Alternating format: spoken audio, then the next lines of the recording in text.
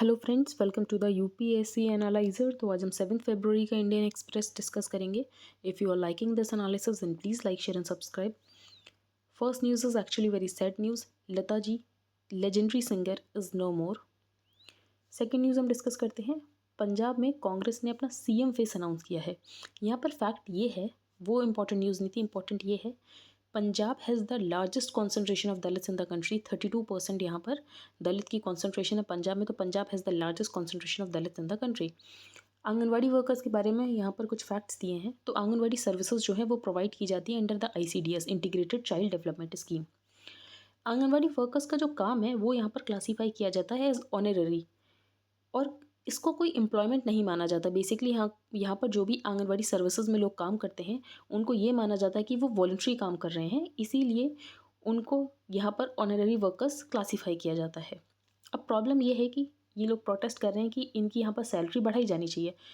For example, Haryana और दिल्ली दोनों ही जगह प्रोटेस्ट देखने को मिल रहे हैं। तो दिल्ली में ये कहना है वर्कर्स का कि उनकी सैलरी यहाँ पर 25,000 की जानी चाहिए, जो कि सिर्फ 9,678 रुपये है। ऐसी हेल्पर्स का कहना है कि उनकी सैलरी यहाँ पर 20,000 की जानी चाहिए। अब प्रॉब्लम ये है कि ज़्यादा पावर यहाँ पर स्टेट गवर्नमेंट के हाथ में है नहीं सैलरी बढ़ाने की, क्योंकि यहाँ पर जो गवर्नमेंट ऑफ इंडिया है वो है parent authority of the scheme. तो यहाँ पर जो बेस ऑनरेरियम कितना होना चाहिए वो यहाँ पर यूनियन गवर्नमेंट ही डिसाइड करती है। तो their base honorarium is set by the union government. तो government of India is the parent authority of the scheme and regularization can only be done through them. आगे चलते हैं।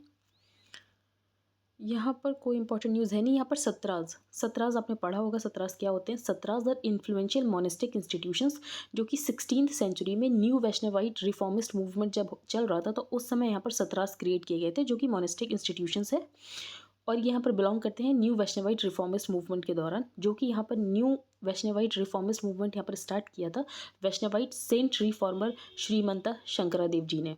सतराज आपको पता होने चाहिए क्या है। न्यू वैष्णवाइट रिफॉर्मिस्ट मूवमेंट के दौरान ये बनाए गए थे मोनेस्टिक इंस्टीट्यूशन से, और यहाँ पर new Vaishnavite reformist movement start किया था वैष्णवाइट सेंट रिफॉर्मर श्रीमंता शंकरादेव जी ने।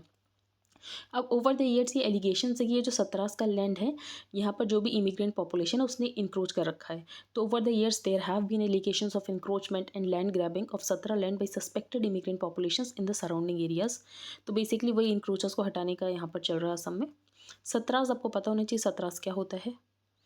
आगे हम चलते हैं। ये हम डिस्कशन नहीं करेंगे, हम ये डिस्कशन करेंगे द मिसिंग ग्रीन। बेसिकली दोनों आर्टिकल इंपॉर्टेंट है, आप देख सकते हैं। अभी हम 1-2 दिन से इंडियन एक्सप्रेस एक इन्वेस्टिगेशन कर रहा था कि कैसे इन्वायरमेंट क्लियरेंस में कंप्लायंस नहीं देखी गई है, और यहाँ पर जो क्लियरेंस है वो यहाँ पर पोस्ट फैक्टो दे दी जाती है।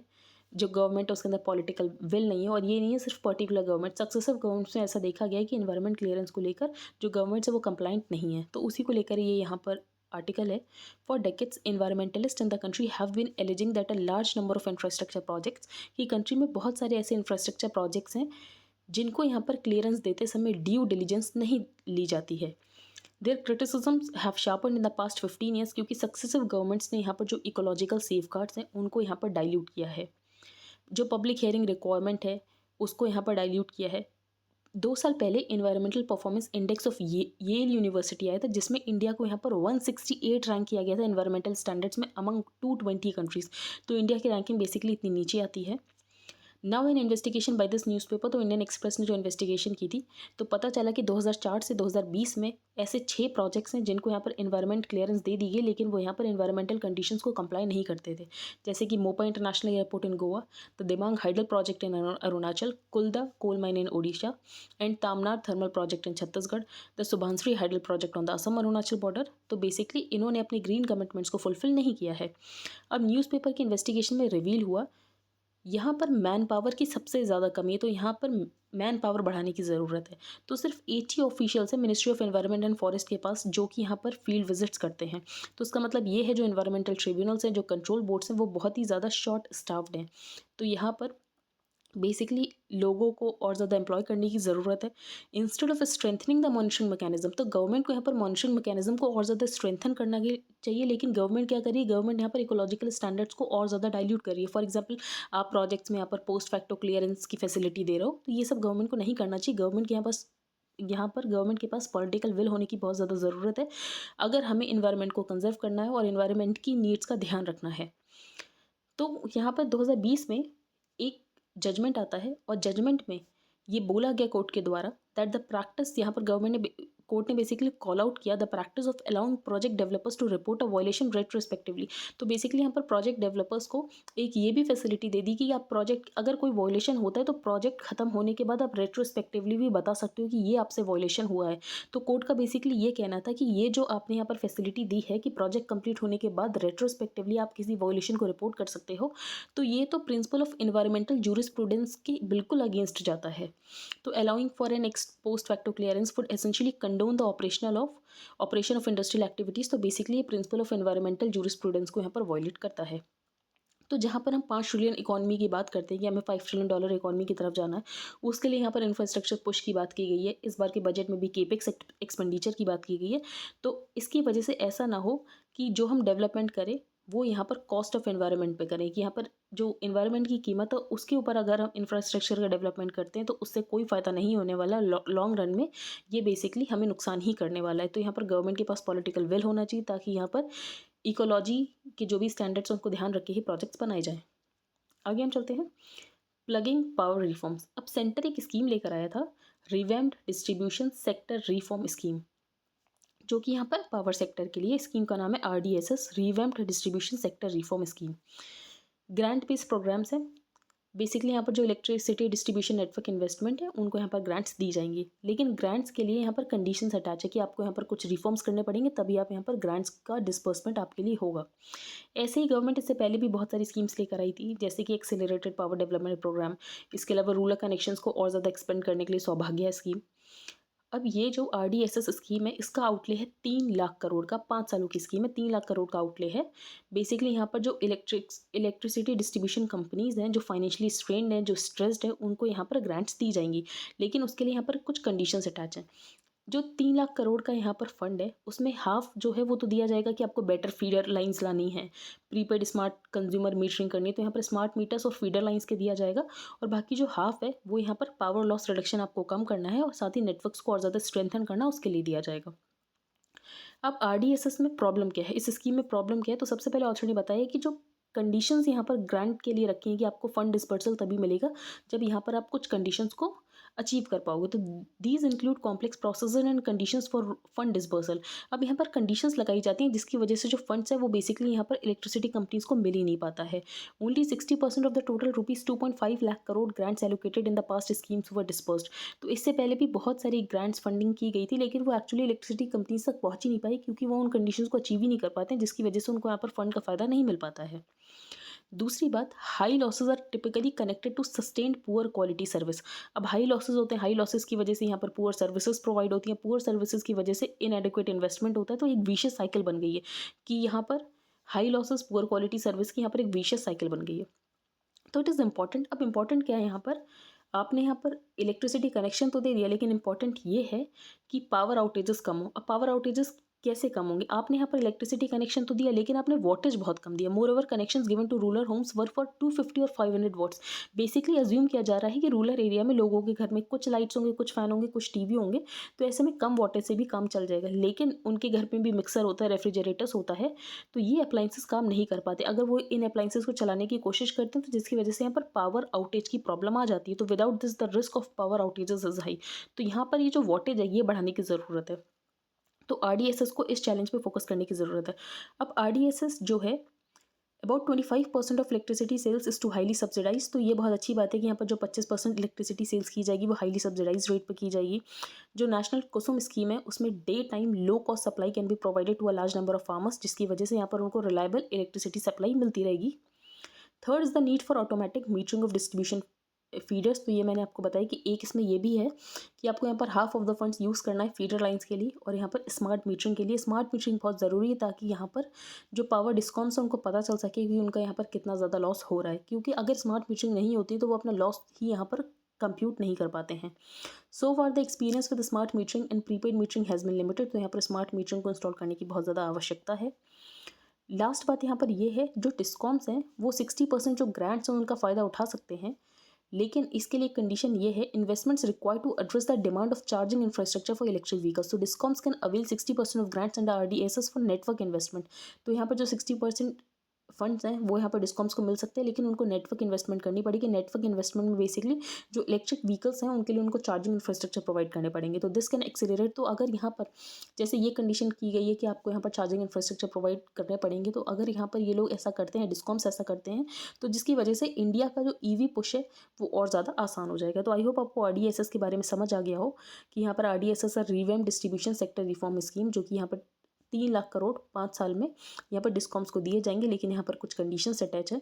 अब इसमें क्या क्या प्रॉब्लम है, तो पहला यहाँ पर स्मार्ट मीटरिंग करने की ज़रूरत है। फीडर लाइंस को यहाँ पर सेपरेट करने की ज़रूरत है। जो नेटवर्क है और ज़्यादा एक्सपेंड करने की ज़रूरत है। वोल्टेज यहाँ पर बढ़ाने की ज़रूरत है। आगे हम चलते हैं। Indian drug regulator on Sunday granted emergency use permission to Russia's single dose Sputnik Light Covid vaccine. तो रशिया की single dose Sputnik light Covid vaccine को इमरजेंसी यूज़ परमिशन दे दी गई है। अब इसको किसने बनाया, तो रशिया के गामालिया सेंटर ने बनाया है। अब स्पुतनिक लाइट किस यहाँ पर कैसे काम करता है, तो ये काम करता है ह्यूमन एडिनोवायरस वेक्टर प्लेटफॉर्म पे। तो एक प्रॉक्सी या हार्मलेस वायरस होता है जो कि इम्यून को एक मैसेज देता है, इम्यून सिस्टम को, कि आपको एक इम्यून रिएक्शन ट्रिगर करना है। तो when instructions are sent through a proxy and harmless virus to a trigger an immune reaction. आगे चलते हैं। अब चाइना ने बीजिंग विंटर ओलंपिक्स के लिए आर्टिफिशियल स्नो क्रिएट किया। अब आर्टिफिशियल स्नो क्रिएट करने के लिए बहुत ज़्यादा इकोलॉजिकल कॉस्ट आ सकती है। Snow injected with water to harden it. तो स्नो को पहले वाटर से इंजेक्ट किया जाता है ताकि वो हार्डन हो जाए, फिर उसको केमिकल से ट्रीट किया जाता है। तो बेसिकली एक आर्टिफिशियल स्नो क्रिएट की जाती है, जो कि यहाँ पर विंटर कंपटीशन के लिए रिकमेंडेड होती है कि यहाँ पर आर्टिफिशियल स्नो होनी चाहिए। बेसिकली स्नो होनी चाहिए। यहाँ पर चाइना ने आर्टिफिशियल स्नो क्रिएट की। तो high volumes of water and energy are required to create slopes of artificial snow.